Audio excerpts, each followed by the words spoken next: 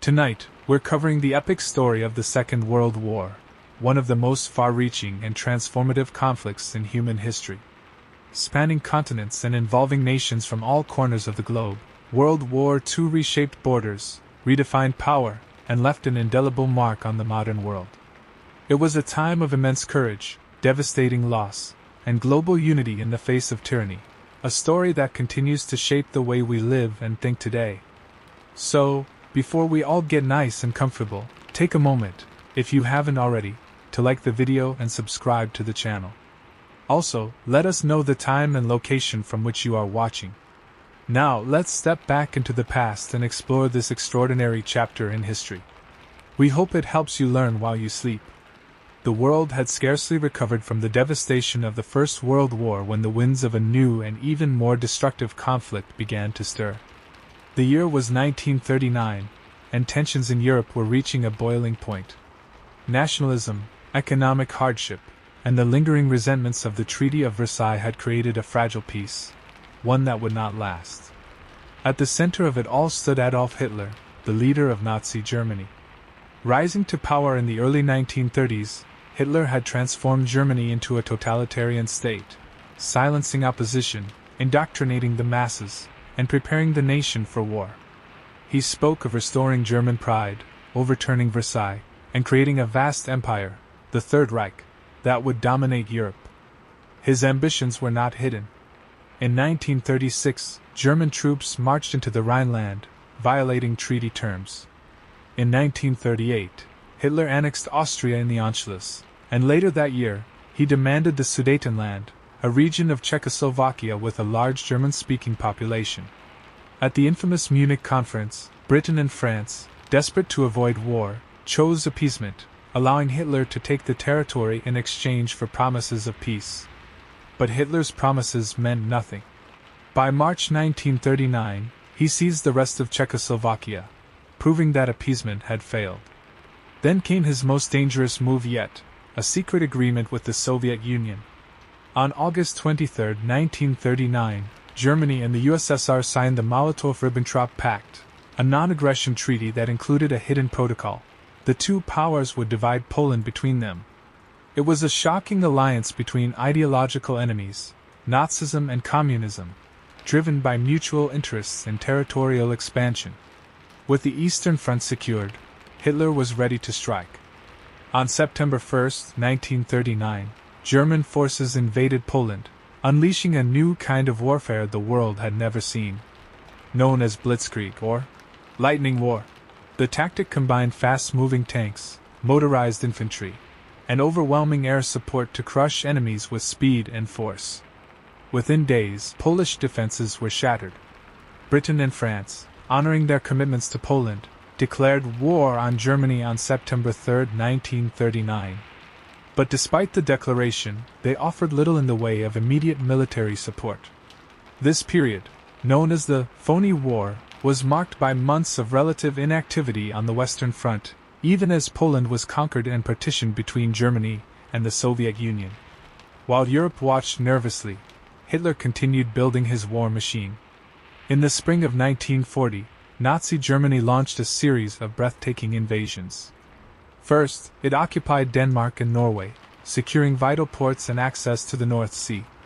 Then, in May, the Wehrmacht swept through Belgium, the Netherlands, and Luxembourg, bypassing France's fortified Maginot Line by going through the Ardennes forest, a move few had expected. France, one of the great military powers of Europe, collapsed in just 6 weeks. German troops entered Paris on June 14, and the French government signed an armistice shortly after. The Third Reich now controlled most of Western Europe. Only Britain remained defiant. Led by Winston Churchill, Britain stood alone, refusing to surrender or negotiate. The world braced for what would come next. Hitler turned his gaze across the English Channel. His plan, a full-scale invasion of Britain, preceded by total air domination. The next chapter of the war would be written not on the ground, but in the skies above. By the summer of 1940, Europe had fallen into Hitler's grip. Poland, Denmark, Norway, the Netherlands, Belgium, Luxembourg, and France, all conquered in rapid succession. Now only one major power remained to challenge Nazi Germany: Britain. The new Prime Minister, Winston Churchill, delivered a message of defiance. In speech after speech, his words ignited British resolve. "We shall defend our island, whatever the cost may be, we shall never surrender." Hitler, confident in his military superiority, devised Operation Sea Lion, a planned invasion of Britain. But to land his troops across the English Channel, he first needed to destroy the Royal Air Force, RAF, and gain control of the skies. What followed was the first major air campaign in history, the Battle of Britain. Beginning in July 1940, the Luftwaffe launched waves of attacks on British airfields, radar stations, and military targets. German bombers and fighter planes filled the skies, while the RAF scrambled to defend its homeland. Outnumbered and under pressure, British pilots fought with unmatched tenacity. The air war intensified in August, with fierce dogfights over southern England. But the British had two key advantages. First, they possessed radar, a relatively new technology that gave them early warning of incoming attacks. Second, they were fighting over home soil. Downed RAF pilots could return to the fight, while German airmen became prisoners of war. When Hitler failed to break the RAF, he changed tactics. On September 7th, the Luftwaffe began bombing London and other cities in a campaign known as the Blitz. Night after night, bombs fell on homes, factories, and civilian centers. Fires lit up the skyline. Thousands died. But Britain did not break. Ordinary citizens took shelter in underground stations. Fire brigades worked through the night. Children were evacuated to the countryside. And still, the RAF held the skies. By October 1940, it was clear Germany had failed to gain air superiority. The Battle of Britain was over. Hitler postponed Operation Sea Lion indefinitely. It was the first major defeat of Nazi Germany, a turning point. Churchill would later say, "Never in the field of human conflict was so much owed by so many to so few." While Britain stood firm, the war was spreading beyond Europe. In North Africa, Italian forces, under Benito Mussolini, invaded Egypt from their colony in Libya, aiming to control the Suez Canal and Middle Eastern oil. British forces, though outnumbered, struck back fiercely. Soon, German reinforcements arrived under the command of General Erwin Rommel, the famed Desert Fox. A new front had opened. At dawn on June 22, 1941, Nazi Germany launched Operation Barbarossa, a colossal invasion of the Soviet Union. With over 3 million German troops, supported by tanks, artillery, and aircraft, it was the largest land invasion in human history. Hitler's goal was nothing short of total conquest. He believed the Soviet Union, weakened by purges and internal divisions, would collapse within weeks. His objectives were strategic and ideological: destroy Bolshevism, seize oil, wheat, and mineral resources, and enslave or eliminate populations deemed inferior. The attack caught the Soviets by surprise. Despite warnings from spies and military advisors, Joseph Stalin refused to believe Hitler would violate the non-aggression pact so soon. When the invasion came, Soviet forces were ill-prepared, their command structure disoriented. German troops surged across the frontier in 3 massive army groups. Army Group North pushed toward Leningrad. Army Group Center advanced on Moscow. Army Group South drove into Ukraine, toward the rich farmlands and oil fields of the Caucasus. At first, the invasion was brutally successful. Soviet divisions were encircled and destroyed by the hundreds. Cities fell one after another. Millions of Soviet soldiers were captured, many dying in camps. German soldiers marched through smoldering villages, believing victory was near. But they underestimated 2 things: the depth of Soviet resistance and the vastness of Russia. As the Germans pushed deeper, their supply lines stretched thin. Roads turned to mud in the autumn rains. Soviet forces, though battered, regrouped and fought fiercely. Stalin, once paralyzed by shock, rallied the nation. Factories were relocated east, beyond the Ural Mountains, continuing to produce tanks, guns, and aircraft. The invasion became a war of annihilation.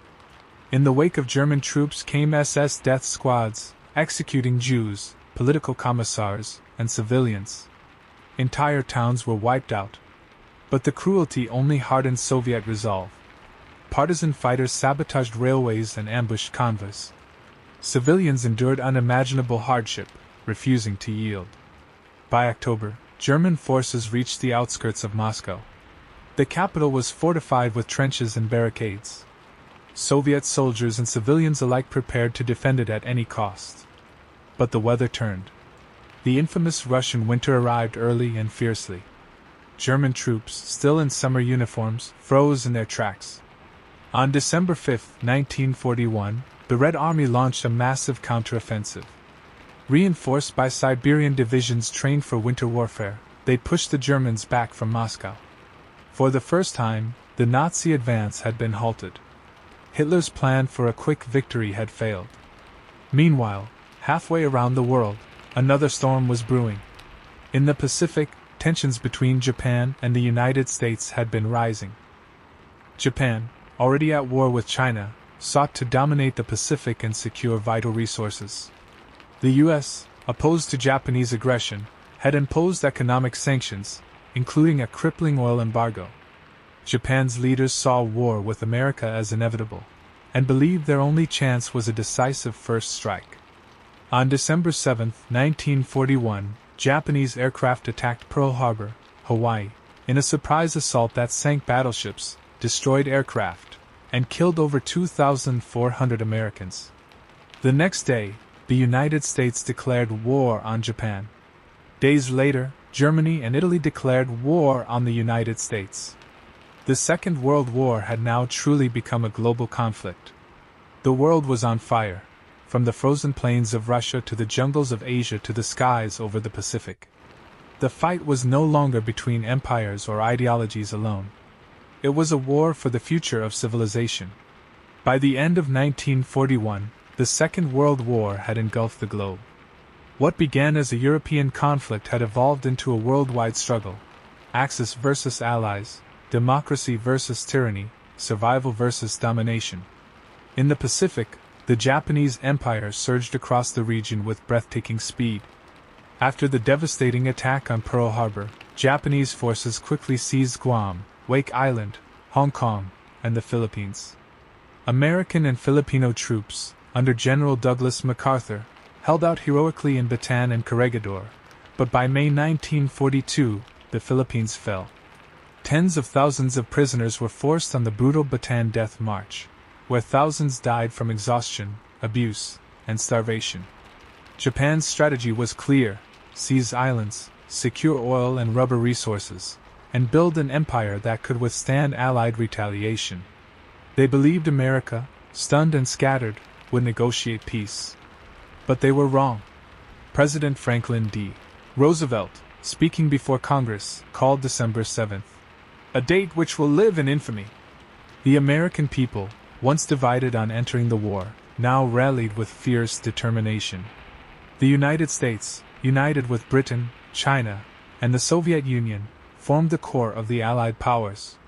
The war effort mobilized factories, science, and manpower on an unprecedented scale. America became the arsenal of democracy, producing ships, tanks, aircraft, and weapons by the millions. Meanwhile, in the Atlantic, German U-boats prowled the seas, sinking Allied supply ships with deadly efficiency. The Battle of the Atlantic became a fight for survival. Britain depended on these convoys for food, fuel, and ammunition. To protect them, the Allies developed improved sonar, depth charges, and aircraft patrols. Slowly, the tide turned against the U-boats. In North Africa, the desert sands became a new battleground. British forces clashed with German and Italian troops in a series of engagements that tested both logistics and endurance. Leading the Axis forces was General Owen Rommel, the brilliant and charismatic Desert Fox. His tactics earned him respect from both sides. But in late 1942, the Allies struck back. In October, at the Second Battle of El Alamein, British General Bernard Montgomery halted Rommel's advance and forced a German retreat. Around the same time, the United States launched Operation Torch, landing troops in Morocco and Algeria. American forces, inexperienced at first, quickly gained ground. By May 1943, Axis forces in North Africa surrendered. The Allies had secured a crucial victory, and a launch point for the next phase of the war. In the Soviet Union, the Eastern Front burned with unimaginable intensity. In the summer of 1942, Hitler launched a new offensive, this time toward the oil fields of the Caucasus and the city of Stalingrad on the Volga River. The Battle of Stalingrad became one of the most horrific engagements in human history. The city was reduced to rubble by bombs and artillery. Streets, factories, and basements became battlegrounds. Soviet troops, under General Zhukov, fought building by building, refusing to give ground. German forces, bogged down in the ruins and cut off from supplies, began to falter. Then, in November 1942, the Soviets launched Operation Uranus, a massive counteroffensive that encircled the German Sixth Army. Trapped, starving, and freezing, they fought on, but it was hopeless. In February 1943, the German commander, Field Marshal Paulus, surrendered. Stalingrad marked a turning point. For the first time, a major German army had been decisively defeated. The myth of Nazi invincibility had been shattered. From the deserts of Africa to the ruined streets of Stalingrad, and the vast oceans of the Pacific, the tide of war was beginning to shift. But the cost of victory would be measured in millions of lives. By mid-1943, the Axis powers, Germany, Italy, and Japan, still held vast territories, but the momentum of the war had begun to shift. One by one, the Allies were learning, adapting, and pushing forward. The war was entering its turning point. In the Soviet Union, after the historic victory at Stalingrad, Soviet forces continued their offensive. In July 1943, the Germans launched Operation Citadel, aimed at eliminating a Soviet bulge in the front lines near the city of Kursk. What followed was the largest tank battle in history. At Kursk, nearly 6,000 tanks and 2 million men clashed in open fields, trenches, and forests. The Germans hoped to regain initiative, but the Soviets, anticipating the attack, had built deep defensive lines and massive minefields. The German offensive stalled, and a massive Soviet counterattack drove them back. From that point on, the Red Army would advance steadily westward, liberating territory and pushing toward Berlin. Meanwhile, in the Mediterranean, the Allies opened a new front. With North Africa secured, British and American forces turned their sights on Italy, Hitler's vulnerable ally. In July 1943, they launched Operation Husky, an amphibious invasion of Sicily.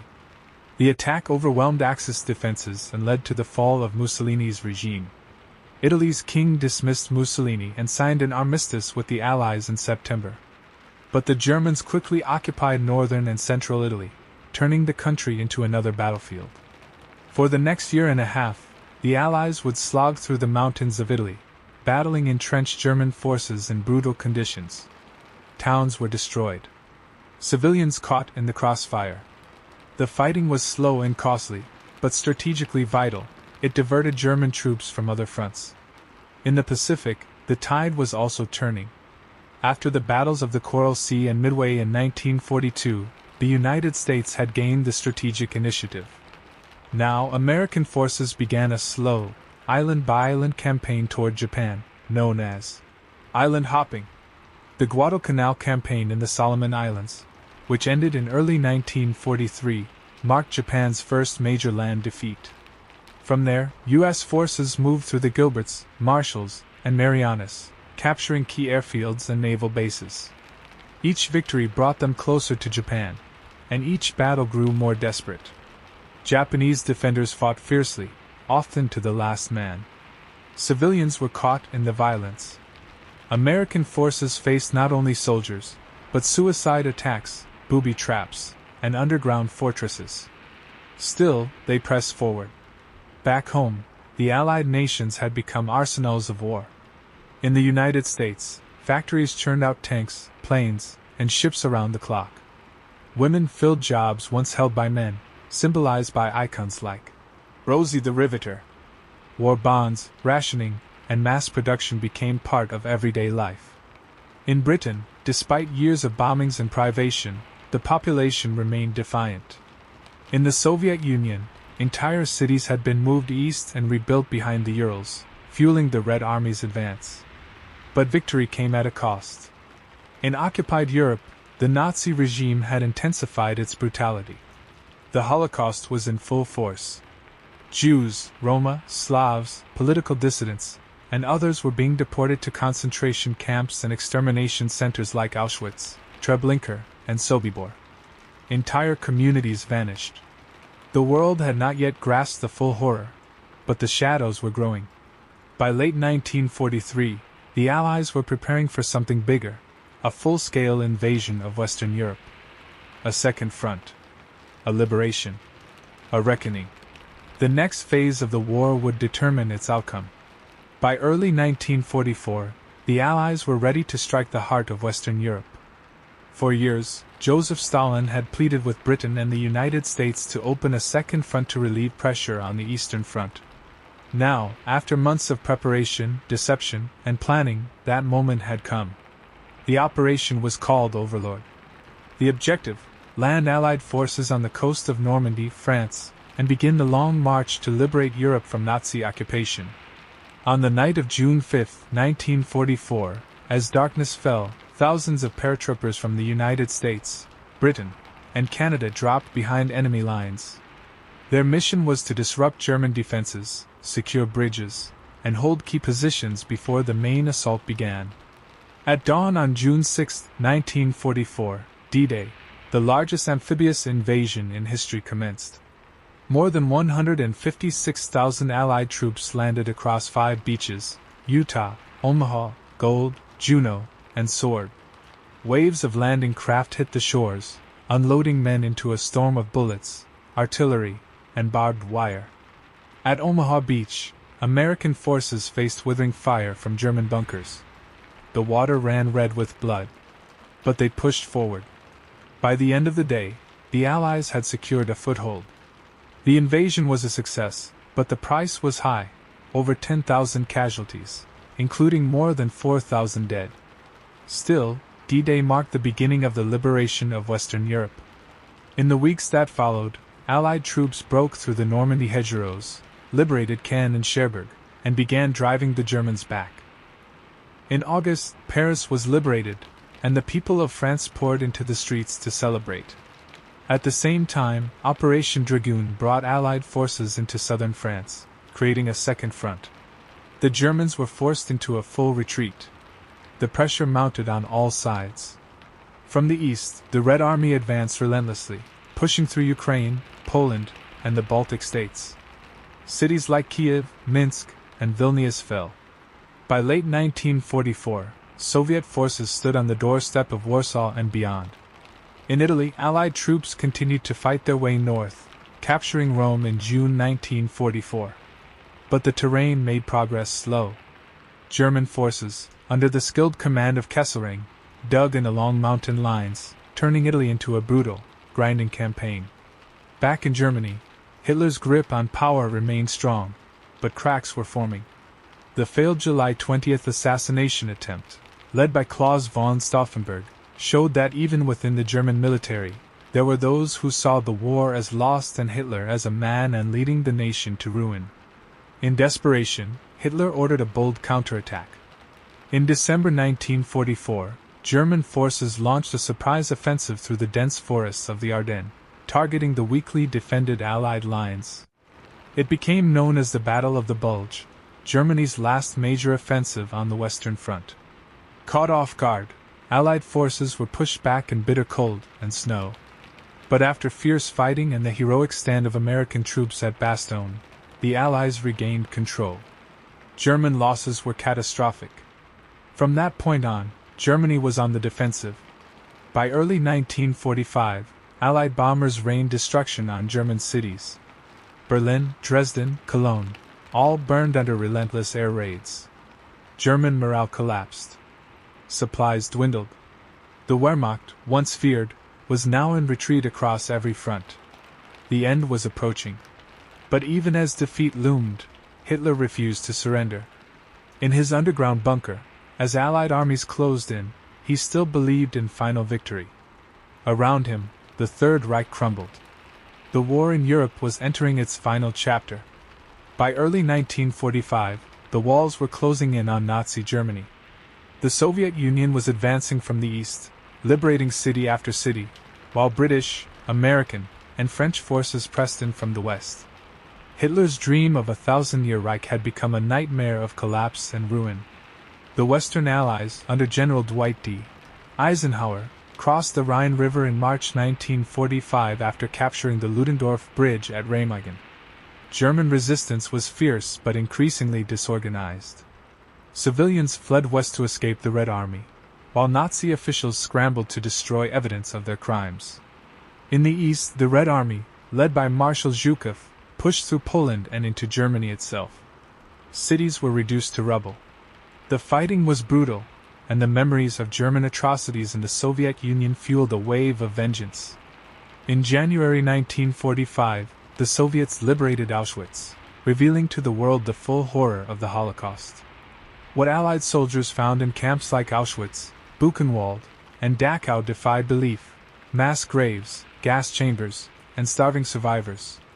The systematic extermination of 6 million Jews, along with millions of Roma, disabled individuals, political prisoners, and others, was now undeniable. The Holocaust would become the most horrifying symbol of the war's moral abyss. As the Allies advanced, German cities continued to fall. In April, the Western Allies captured Nuremberg, the symbolic birthplace of the Nazi Party. In the east, Soviet troops encircled Berlin. The final battle for Europe was about to begin. Inside his Führer bunker, deep beneath the Reich Chancellery, Adolf Hitler was isolated and delusional. As Soviet shells fell on Berlin, he moved imaginary divisions on maps and issued impossible orders. On April 30, 1945, with Soviet troops just blocks away, Hitler took his own life, alongside Eva Braun, his longtime companion, whom he had married only hours earlier. The next day, Joseph Goebbels, Hitler's propaganda minister, followed suit, killing himself and his family. The Nazi hierarchy began to unravel. Some fled. Some were captured. Some took their own lives. The Third Reich, once seemingly unstoppable, crumbled in a matter of days. On May 2, Berlin fell to the Red Army. On May 7, 1945, Germany signed an unconditional surrender in Reims, France, followed by a second signing in Berlin on May 8, to satisfy Soviet demands. That day became known as V-Day, Victory in Europe. Celebrations erupted across Allied nations. In London, Paris, and New York, crowds filled the streets. After nearly 6 years, the war in Europe was finally over. But the war itself was not yet finished. Across the vast Pacific, Japan still fought on. Despite mounting losses, the Japanese military refused to surrender. The island-hopping campaign continued, with horrific battles on islands like Iwo Jima and Okinawa, where U.S. forces encountered entrenched resistance, kamikaze attacks, and high civilian casualties. American leaders feared that a full-scale invasion of Japan, codenamed Operation Downfall, could cost hundreds of thousands of lives. Meanwhile, a secret project, years in the making, promised a terrible alternative. In the deserts of New Mexico, American scientists, under the Manhattan Project, had developed the most powerful weapon the world had ever seen, the atomic bomb. The Allies turned their full attention to the Pacific. The final, most devastating chapter of the war was about to begin, not with millions of troops or tanks, but with a flash of light and a force beyond imagination. Meanwhile, in the Balkans, Hitler expanded his reach. In April 1941, Germany invaded Yugoslavia and Greece, overrunning both in weeks. The Mediterranean, once dominated by Britain, was now contested by Axis forces. But Hitler's eyes were fixed elsewhere. To the east lay his most ambitious target, the Soviet Union. Despite the non-aggression pact signed in 1939, Hitler saw the USSR as a land of vast resources and ideological enemies. He believed it would fall quickly, just as France had. In secret, he prepared the largest military operation in history, Operation Barbarossa. As Europe burned and alliances shifted, the world watched nervously. What had begun as a European war was now turning global. And in the shadows, another great power, the United States, was inching closer to involvement. As Europe celebrated the end of the war in May 1945, the conflict in the Pacific raged on. Japan, though battered and isolated, refused to surrender. Its military leaders were determined to fight to the bitter end, believing that unconditional surrender would mean the collapse of the emperor and national disgrace. The United States, meanwhile, pressed forward with its brutal campaign of island hopping, capturing strategic islands that brought American bombers within striking range of the Japanese homeland. One by one, strongholds fell: Saipan, Leyte Gulf, Iwo Jima, but at a devastating cost. Thousands of American troops died in each battle, while Japanese defenders fought fanatically, often choosing death over capture. In April 1945, the U.S. invaded Okinawa, the largest and bloodiest battle of the Pacific War. Lasting nearly 3 months, it resulted in over 200,000 casualties, including tens of thousands of civilians. Japanese forces launched kamikaze attacks, crashing planes into Allied ships in desperate suicide missions. It was a grim preview of what an invasion of the Japanese mainland might bring. Faced with the prospect of a prolonged and catastrophic ground invasion, American leaders turned to the most secret and terrifying weapon ever created, the atomic bomb. Born from the top-secret Manhattan Project, the bomb was the result of years of scientific research led by physicist J. Robert Oppenheimer and backed by billions of dollars in resources. In July 1945, the first successful test, codenamed Trinity, was conducted in the deserts of New Mexico. The explosion lit up the night sky and shook the earth with power unmatched by anything before. Just weeks later, on August 6, 1945, a US B-29 bomber named Enola Gay dropped the first atomic bomb on the Japanese city of Hiroshima. The blast flattened the city and killed over 70,000 people instantly. Tens of thousands more would die in the days and weeks to come from burns, injuries, and radiation sickness. Still, Japan did not surrender. On August 9th, a second bomb was dropped, this time on Nagasaki. Another 40,000 people were killed in seconds. That same day, the Soviet Union, honoring an agreement made at the Yalta Conference, declared war on Japan and invaded Manchuria, crushing the Japanese Guandong Army in just days. Finally, the combined shock of the atomic bombings and the Soviet invasion broke Japan's will to fight. On August 15, 1945, Emperor Hirohito addressed the Japanese people by radio, the first time they had ever heard his voice, to announce surrender. His words were careful, poetic, and solemn. "We have resolved to pave the way for a grand peace for all the generations to come by enduring the unendurable and suffering what is insufferable." On September 2, 1945, aboard the USS Missouri anchored in Tokyo Bay, Japanese officials signed the formal surrender documents. Representatives from the United States, Britain, the Soviet Union, and other allied nations bore witness.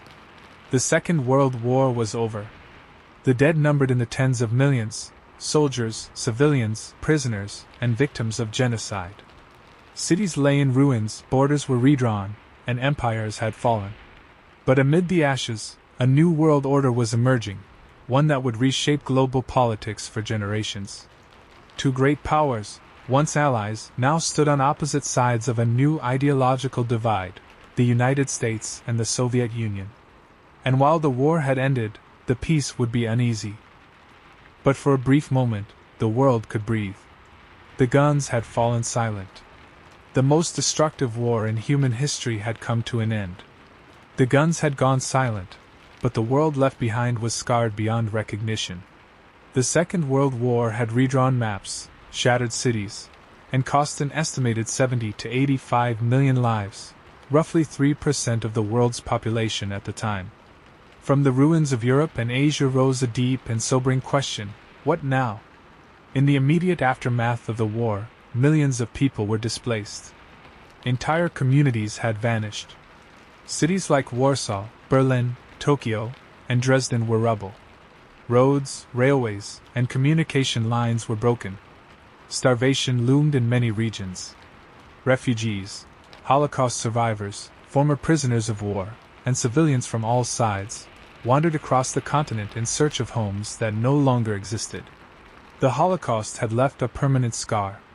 6 million Jews had been systematically murdered by the Nazi regime, along with millions of others: Roma people, disabled individuals, Poles, Soviet prisoners, and political dissidents.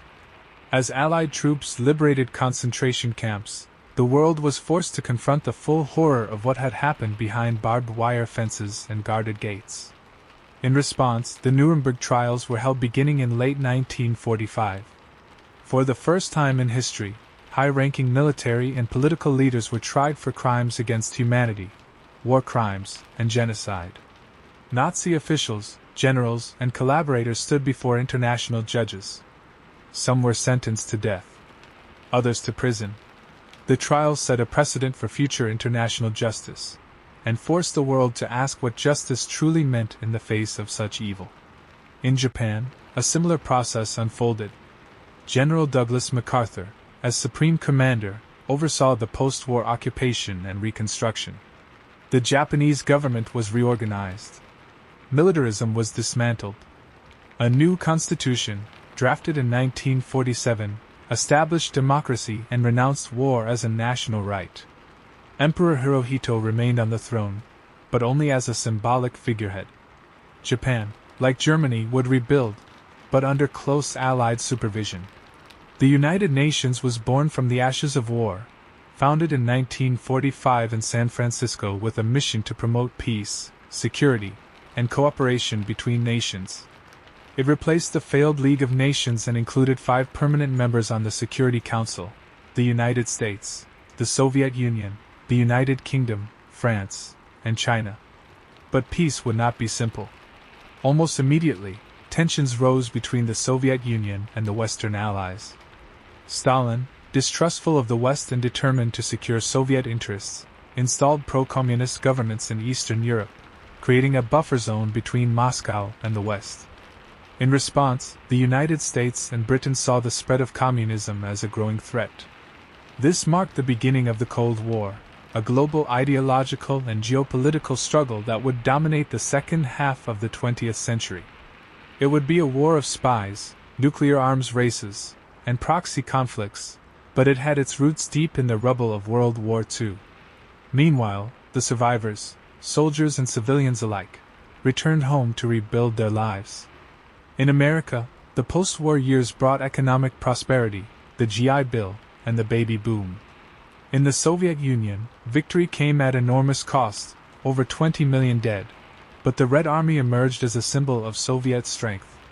Germany was divided, east under Soviet control, west under American, British, and French influence. Berlin, the former capital of the Reich, became the most visible symbol of the emerging divide. Barbed wire and checkpoints would one day become walls. The world had changed forever. The war had proven the depths of human cruelty, but also the power of resilience, cooperation, and sacrifice. From the beaches of Normandy to the streets of Leningrad, from the jungles of Burma to the islands of the Pacific, ordinary people had endured the unimaginable.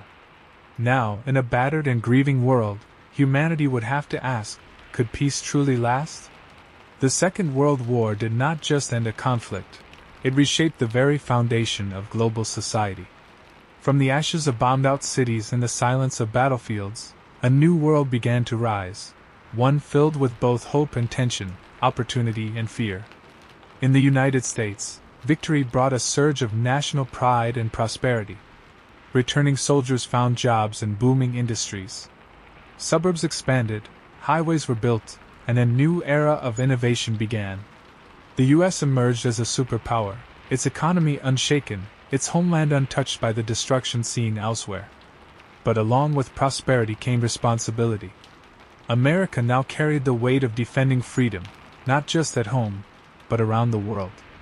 In the Soviet Union, the cost of victory had been catastrophic: millions of lives, thousands of cities and villages destroyed. Yet Stalin's regime emerged stronger, its influence stretching across Eastern Europe. As the Red Army liberated, or occupied, country after country, Soviet power grew. The Iron Curtain was descending, and with it came a sense of suspicion and rivalry that would define the coming decades. Western Europe, devastated and in ruins, turned to the U.S. for aid. The Marshall Plan, launched in 1948, poured billions of dollars into the reconstruction of France, West Germany, Italy, and others. Roads were rebuilt, factories reopened, economies revived. But the aid came with a message: resist communism. In Asia, the collapse of Japanese imperial rule created a power vacuum. China, already embroiled in civil war before the Japanese invasion, resumed its internal struggle. By 1949, Mao Zedong's communist forces would claim victory, reshaping China into a new global force. Meanwhile, Korea, formerly under Japanese control, was divided at the 38th parallel, setting the stage for future conflict. Across the colonial world, the war had weakened European empires. Soldiers from Africa, India, and Southeast Asia had fought and died in a war supposedly for freedom, yet they returned to colonial subjugation.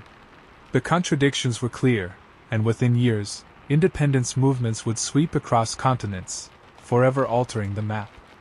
The war also left behind powerful institutions meant to prevent future catastrophe. The United Nations, with its peacekeeping missions and international voice, became a platform for diplomacy. The Geneva Conventions were expanded, seeking to protect civilians and prisoners in future wars. The idea of human rights, universal and indivisible, took root, shaped by the horrors revealed at Nuremberg. But not all wounds healed. The trauma of the Holocaust would echo for generations.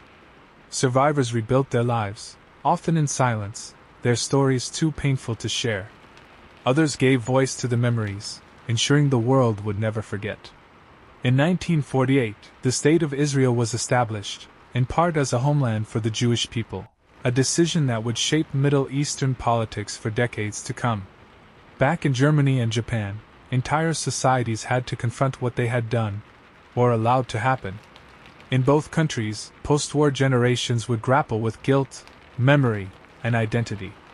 Out of defeat, both nations would eventually rise again, this time as peaceful, democratic allies of the West. The Second World War had begun with invasion and ambition, driven by hatred and ideology.